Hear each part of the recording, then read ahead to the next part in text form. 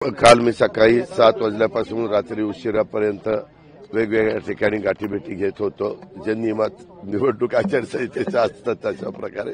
त्याच्यावर मी काय अजून ते बघितलं नाही. सकाळी लवकर उठून मी पहिलं मतदान आलो. मी बघितल्यावर त्याबद्दलचे कॉमेंट्स देईन. पहिल्यांदाच असं घडतं की एकाच मतदान केंद्रावरती दोन प्रतिस्पर्धी उमेदवार एकच बूथ एकच यादी फक्त एकच पाहिलं नाही तेवढंच आहे. ठीक आहे, सगळ्यांच्या प्रयत्नाने हा योग जुळून आलाय. शुभेच्छा.